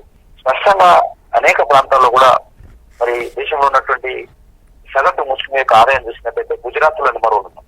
మీరు చూసుంటారు రాజీవ్ గాంధీ ఫౌండేషన్, దానికి సోనియా గాంధీ అధ్యక్షురాలు, ఆమె కూడా కొంతమంది ఐఏఎస్ ఆఫీసర్స్ ని పెట్టి దేశంలో ఎవరు బెస్ట్ చీఫ్ మినిస్టర్ ఎంపిక చేయమని చెప్పి పారామీటర్స్ పెట్టి వాళ్ళకు ఐఏఎస్ ఆఫీసర్స్ కు కొంతమంది జడ్జిలను పెడితే వాళ్ళు ఆ పారామిడ్స్ మధ్యలో కంప్యూటర్ చెప్తే కంప్యూటర్ ఫస్ట్ పేరు చేసి నరేంద్ర మోడీ గారు నచ్చినట్టు ఇవ్వాల్సిన పరిస్థితి. వాళ్ళని ఫౌండేషన్ కూడా బెస్ట్ చీఫ్ మినిస్టర్ గా నరేంద్ర మోడీ గారికి అవార్డు ఇచ్చినటువంటి పరిస్థితుల్లో ఈరోజు మరి ముస్లింస్, నాకు పూర్తి విశ్వాసం ఉంది, దేశంలో ఉన్నటువంటి ముస్లింస్ కూడా ఎవరు ప్రధానమంత్రి కావాలి, ఈ దేశంలో ఉన్నటువంటి సమస్యలు ఎవరు పరిష్కరిస్తారంటే నరేంద్ర మోడీ గారికి ఓటు వేస్తారనే విశ్వాసం నాకుంది. ఎందుకంటే 11 సంవత్సరాల్లో ఒక్క సంఘటన కూడా గుజరాత్ లో జరగకుండా ఓటుల అనంతరం మరి ఏ రకంగా అన్ని వర్గాల ప్రజలను కలుపుకొని పరిపాలన చేశాడో ఈరోజు ప్రజలు గ్రహించారు. ఆయన అంటే గిట్టని వారు, కుహన లౌకికవాదులు. పదే పదే ఈ సమస్యను ప్రజల ముందు పెట్టి ప్రజలను మతపరంగా విభజించాలని, తన పబ్బం గడుపుకోవాలని పాత అలవాట్ల ప్రకారము కాంగ్రెస్ పార్టీ, మిగతా రాజకీయ పార్టీలు, వామపక్ష మేధావులు ప్రయత్నం చేస్తున్నారు. ప్రజాస్వామ్యం చర్చా వేదిక ఒక చిన్న విరామం తర్వాత మళ్ళీ కంటిన్యూ అవుతుంది.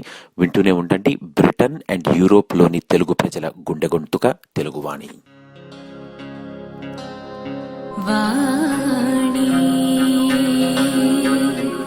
వాణి తెలుగు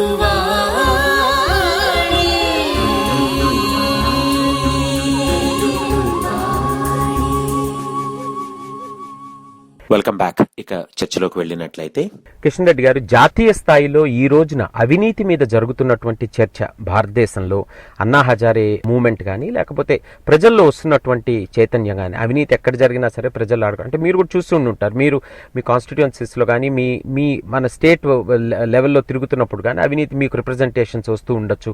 ఇక్కడ ఈ ఆఫీసర్ అవినీతి చేస్తున్నాడు, ఈ అవినీతి మీద జరుగుతున్న చర్చ అనేటువంటి విషయం మీద భారతీయ జనతా పార్టీ ఏ విధమైనటువంటి స్టాండ్ తీసుకుంది కిషన్ రెడ్డి గారు? స్పష్టంగా స్వాతంత్రం వచ్చి 60 సంవత్సరాలు కావస్తున్న, అనేక పంచవర్ష ప్రణాళికలు వస్తున్న, అనేక బడ్జెట్లు పెట్టినప్పుడు కూడా ఈ దేశం అనుకున్నటువంటి అభివృద్ధి జరగలేదంటే దానికి ప్రధానంగా ఇంకా పేదరికం కానీ పోలేదంటే గ్రామీణ ప్రాంతాల్లో రోడ్లు కానీ, విద్య కానీ, వైద్య సౌకర్యం కానీ, మంచినీటి సౌకర్యం కానీ, లేదంటే వ్యవసాయ రంగానికి కావాల్సినటువంటి సౌకర్యాలు, దానికి సంబంధించినటువంటి అభివృద్ధి జరగలేదంటే ఈ దేశంలో అవినీతి ప్రధానమైనటువంటిది. అవినీతి కారణంగానే పెద్ద ఎత్తున ప్రజల కోసం, ప్రజల సంక్షేమం కోసం ఖర్చు పెట్టాల్సిన డబ్బులు కొంతమంది వ్యక్తుల చేతిలో కేంద్రీకృతమయ్యాయి, స్విస్ బ్యాంక్ లాంటి బ్యాంకులకు వెళ్ళాయనే విషయం భారతీయ జనతా పార్టీగా నేనుగానే విశ్వసిస్తున్నాను. కాబట్టి ఈరోజు అవినీతి వ్యతిరేకంగా కొంతమంది విద్యార్థులు, కొంతమంది యువకులు, కొంతమంది ప్రజలు చైతన్యమయ్యారు. అన్నా హజారే లాంటి, రామ్దేవ్ బాబు లాంటి చేస్తున్న ఉద్యమాల్లో మద్దతు ఇంకా పూర్తి స్థాయిలో జరగాల్సిన అవసరం ఉంది. మా పార్టీ కూడా దానికి సంబంధించి ఇంకా విస్తృతమైనటువంటి ప్రచారం చేయాల్సిన అవసరం ఉంది. మేము ఎంతైతే అవినీతి వ్యతిరేకంగా ఉద్యమం చేపట్టలేకపోయాం, అందులో చాలా స్పష్టంగా మేము పూర్తి స్థాయిలో విజయం సాధించలేకపోయాము. మనం చూస్తున్నాము ఈరోజు పూర్తిగా అవినీతికి పాల్పడినటువంటి వ్యక్తులను మనము సమాజం నుంచి కానీ, ఎన్నికల నుంచి కానీ, రాజకీయ రంగం నుంచి కానీ వెలివేయాల్సిన పరిస్థితి వస్తేనే నిజంగా ఈ దేశంలో అవినీతి నిర్మూలన జరుగుతుంది. ఇటీవల మనం చూస్తున్నాము పెద్ద లక్షల కోట్ల రూపాయలు అవినీతి చేసినటువంటి వ్యక్తులు కూడా దర్జాగా పార్లమెంట్ సభ్యులుగా, శాసనసభ్యులుగా ఎన్నికవుతూ వస్తున్నటువంటి పరిస్థితి.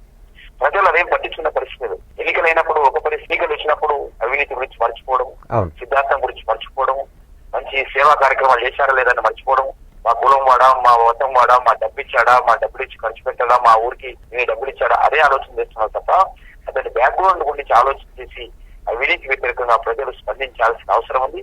ఆ దిశలో వచ్చే ఎన్నికల్లోనైనా ప్రజలు ఆ రకమైనటువంటి మార్పుకు ప్రజలు చాలా స్పష్టంగా తీర్పునిస్తారని నేను భావిస్తున్నాను, ఇవ్వాలని కోరుకుంటున్నాను. కిషన్ రెడ్డి గారు, అంటే ఒక సామాన్య పౌరుడిగా, అంటే రాష్ట్ర ప్రెసిడెంట్ గా ఒక సామాన్య పౌరుడిగా, నైతిక విలువలు కలిగినటువంటి వ్యక్తిగా మీరు చెప్పండి, అంటే కర్ణాటక పాయింట్ ఆఫ్ వ్యూలో గనక ఆలోచించినట్టయితే భారతీయ జనతా పార్టీ, అంటే ఈ గాలి జనార్దన్ రెడ్డి కానీ, అక్కడ జరిగినటువంటి ఈ గనులు, అవినీతి, ఇవన్నీ ఏవైతే ఉన్నాయో వీటిలో భారతీయ జనతా పార్టీ అంటే ఒక సభ్యుడిగా, లేకపోతే మీరు ఎట్లా, అంటే how are you able to digest that, అంటే మీరు ఎట్లా ఫీల్ అవుతున్నారు?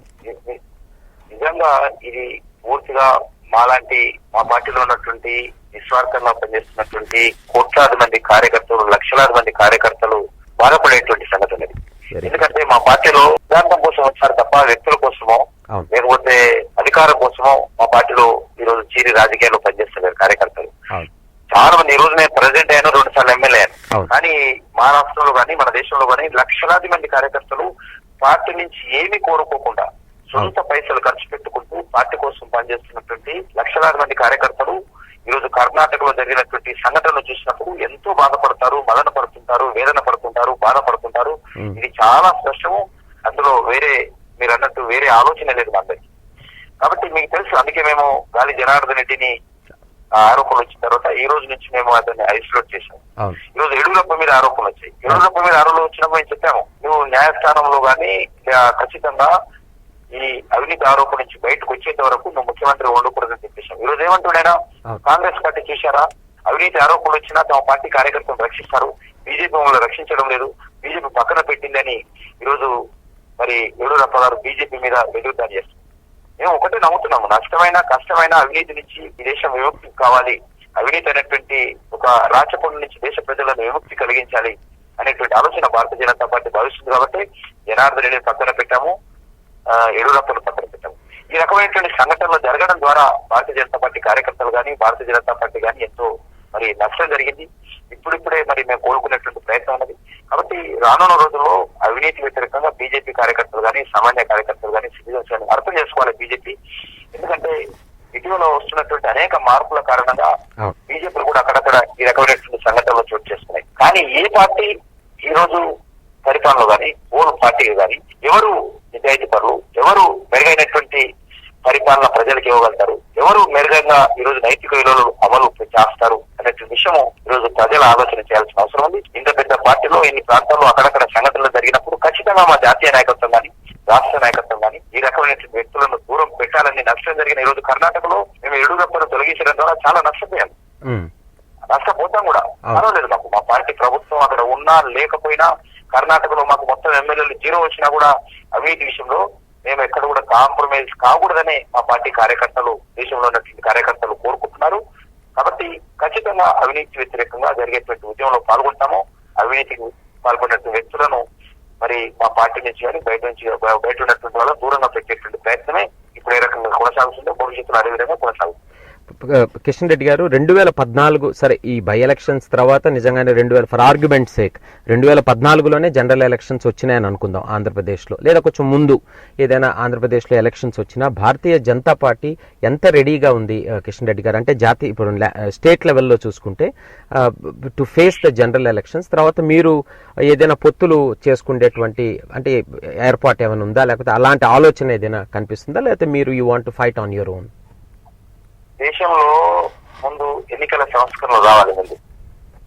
ఎందుకంటే ఈ ఉప ఎన్నికలు అయినటువంటివి, ఇవి శాసనసభ ఎన్నికలు అయినటువంటిది అనేక సార్లు 365 రోజులు 5 సంవత్సరాలు ఎన్నికల్లోనే రాజకీయ పార్టీలు కానీ రాజకీయ నాయకులు కానీ ప్రభుత్వ యంత్రాంగం కానీ మీడియా కానీ ఇలాంటి వ్యక్తులను దృష్టి పెట్టినట్టయితే దేశం అభివృద్ధి జరగదు.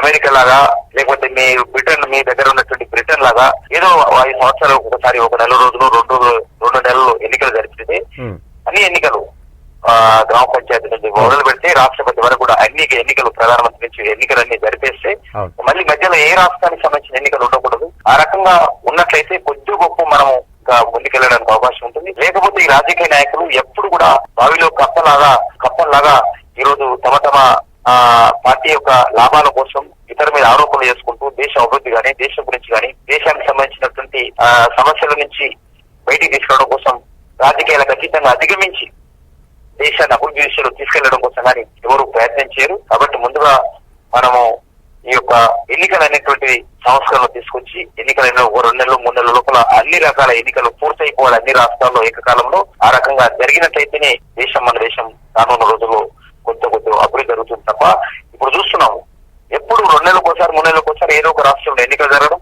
మొత్తము ప్రధానమంత్రి నుంచి మొదలు పెడితే సాధారణ కార్యకర్త వరకు, ఒక సాధారణ పేపర్ నుంచి మొదలు పెడితే న్యూస్ పేపర్ వరకు, విశ్లేషకులు మొదలు పెడితే ఇదివర వరకు ప్రభుత్వ యంత్రాంగం అంతా కూడా ఎన్నికల మీద దృష్టి పెట్టడంతో అభివృద్ధి అనేది చాలా నష్టం జరుగుతూ ఉన్నది, దేశం ముందుకెళ్ళలేకపోతా ఉన్నది. కాబట్టి ఇది ఒక మార్పు జరగాలి. రెండోది, భారతీయ జనతా పార్టీ ఇంకా మాకు న్యాయంగా 2 సంవత్సరాలు ఉంది.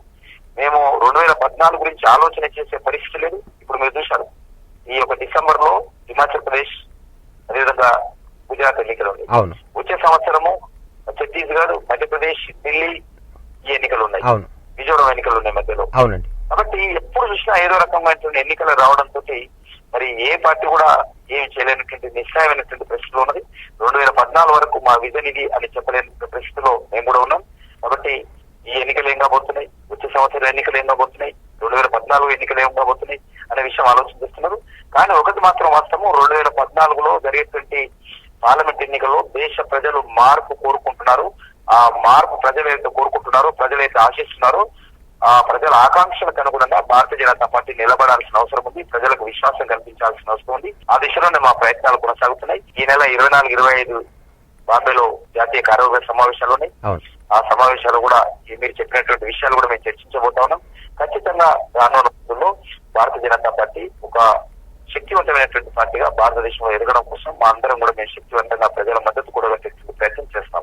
కిషన్ రెడ్డి గారు, ప్రస్తుత మీ జాతీయ స్థాయి నాయకులు అంటే నితిన్ గడ్కరీ ఎవరైతే ఉన్నారో మీ ప్రెసిడెంట్, ఆయన దీంట్లో అంటే ఆయన టర్మ్లో నేషనల్ లెవెల్లో చాలా మార్పులు రావటం, అంటే మీ ఆర్గనైజేషనల్ స్ట్రక్చర్లో కానీ మీ వర్కింగ్ టైప్లో కానీ ఒక పాజిటివ్ చేంజ్ అనేది బాగా కార్యకర్తల్లో ఉత్సాహం అనేది బాగా కనిపించడం జరుగుతుంది. అంటే మీలాగా స్టేట్ ప్రెసిడెంట్స్ చాలామంది మీరు ఆయనతో కలిసి పనిచేస్తుంటారు. అసలు ఆయన్ని మీరు ఏ విధంగా మీ ఓన్ వర్డ్స్లో డిస్క్రైబ్ చేస్తారు కిషన్ రెడ్డి గారు? నితిన్ గడ్కరీ గారు మా అఖిల భారత అధ్యక్షుడు చాలా సింపుల్ గా ఉంటారు వ్యక్తి, స్ట్రేట్ ఫార్వర్డ్, ఏ రకమైనటువంటి అరమరికలు లేకుండా తను చెప్పాల్సినటువంటి విషయం ఎదుటి వాళ్ళు ఎంత పెద్దవాళ్ళైనా చెప్పేటువంటి నిజాయితీగా ఉండేటువంటి వ్యక్తి, రాజకీయాల్లో మార్పు తీసుకురావాలని కోరుకునే వ్యక్తి.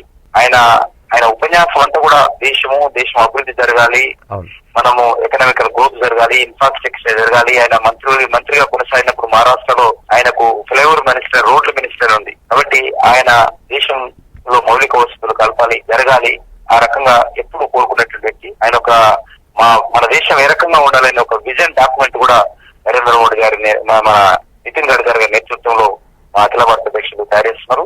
అన్ని మా పార్టీలో కూడా వివిధ విభాగాలకు సేవా కార్యక్రమాలను కూడా నిర్వహించాలి. ప్రతి రాజకీయ పార్టీ కార్యకర్త మైక్ పట్టుకుని ప్రత్యర్థులను తిట్టడమే కాదు, ఎన్నికల్లో పాల్గొనడం ఒకటే కాదు, ప్రధాన ప్రతిపక్షంగా ఆరోపణలు పాలక పార్టీ మీద చేయడమే కాకుండా నిర్మాణాత్మకంగా సేవా కార్యక్రమాలు కూడా ప్రతి ఒక్క కార్యకర్త పాల్గొనాలని, అకౌంటబిలిటీ పెట్టాలని ఆలోచన వ్యక్తి మా నితిన్ గడ్కరీ గారు. ఆయన నాయకత్వంలో పార్టీ ఖచ్చితంగా మరి సంస్థాగతంగా రానున్న రోజుల్లో ముందుకెళ్తున్న విశ్వాసం నాకున్నది.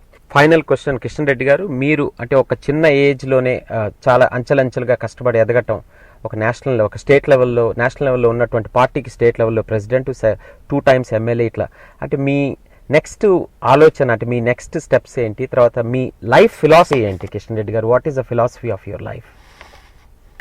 నేను ఇంతకుముందు కూడా చెప్పాను, నేను ఒక సాధారణ కుటుంబం నుంచి వచ్చినటువంటి వ్యక్తిని. నేను రేపు ఏంటి అని ఎప్పుడు ఆలోచించాను. ఈ రోజు నాకు ఇచ్చినటువంటి బాధ్యతను నిజాయితీగా అంకితభావంతో మనము మరి కష్టపడి పనిచేస్తున్నామా లేదా అనేది ఒకటే నా ఆలోచన తప్ప రేపు మనం ఏం కాబోతున్నాం అనేది ఎజెండా నాకు there is no agenda for me. నాకు ఏ రకమైనటువంటి ఎజెండా లేదు. ఒకటి, ఈరోజు పార్టీ కారణంగా మనం ఈరోజు వచ్చాం, పార్టీ కోసం పనిచేయాలి. పార్టీ ఏ పని చెప్పినా, బాధ్యతలు ఇచ్చినా, ఇవ్వకపోయినా పార్టీలో మనకున్నంత మేరకు శక్తి మనము ఏ రకంగా అరమరికలు లేకుండా పార్టీ కోసం పనిచేయాలనేది ఆలోచన. ఆ దిశలోనే రానున్న రోజులు కూడా నా కార్యక్రమాలు ఉంటాయి. థ్యాంక్ యూ కిషన్ రెడ్డి గారు. మీ అమూల్యమైనటువంటి సమయాన్ని, అపారమైనటువంటి అనుభవాన్ని మా తెలుగువాణి శ్రోతలందరితో మీరు ఇంత బిజీ షెడ్యూల్లో కూడా, బై ఎలక్షన్ షెడ్యూల్లో కూడా పంచుకున్నందుకు ప్రత్యేకంగా ధన్యవాదాలు తెలియజేస్తున్నాను కిషన్ రెడ్డి గారు. ధన్యవాదాలండి మీకు, మీ తెలుగువాణి సిబ్బందికి, అదేవిధంగా ఈ యొక్క అక్కడ ఉండేటువంటి తెలుగు ప్రజలకు, ఈ యొక్క మన ప్రజాస్వామ్యమైనటువంటి శీర్షి కింద నా యొక్క మాటలు ప్రతి ఒక్కరు కూడా నేను హృదయపూర్వకంగా రాష్ట్ర భారతీయ జనతా పార్టీ తరఫున నా తరఫున శుభాకాంక్షలు తెలియజేస్తూ ఎల్లవేళలా మీరు మా పార్టీకి ఆశీస్సులు అందజేయాలని కోరుకుంటూ సెలవు తీసుకుంటున్నాను. కిషన్ రెడ్డి గారు, మీ ఆకాంక్షలకు అనుగుణంగా భగవంతుడు మీకు ప్రజా ఆమోదాన్ని ఎప్పుడు కలగజేస్తూ ఉండాలని కోరుకుంటున్నాం. నమస్తే. నమస్కారం. రాష్ట్ర స్థాయి, జాతీయ స్థాయిలో భారతీయ జనతా పార్టీ జరగబోయే ఉప ఎన్నికలు, ఆ తర్వాత రానున్న సాధారణ ఎన్నికలలో కీలకమైన పాత్ర పోషిస్తుంది. నీతి నిజాయితీలు కలిగిన ప్రభుత్వాన్ని భారతదేశ ప్రజలు మళ్లీ ఆస్వాదిస్తారు అని నొక్కి వక్కానిస్తున్నారు ఆంధ్రప్రదేశ్ రాష్ట్ర బీజేపీ అధ్యక్షులు శ్రీ కిషన్ రెడ్డి. వేచి చూద్దాం ప్రజల తీర్పు కోసం. వింటూనే ఉండండి బ్రిటన్ అండ్ యూరోప్లోని తెలుగు ప్రజల గుండె గొంతుక తెలుగు వాణి. ప్రజాస్వామ్యం ప్రతి శనివారం సాయంకాలం 3 గంటలకు, రాత్రి 10 గంటలకు, సోమవారం సాయంత్రం 7 గంటలకు, రాత్రి 10 గంటలకు, గురువారం ఉదయం 9 గంటలకు, రాత్రి 10 గంటలకు. నిప్పులాంటి నిజాలకు, నాణ్యమైన విషయాలకు వేదిక మీ తెలుగువాణి ప్రజాస్వామ్యం.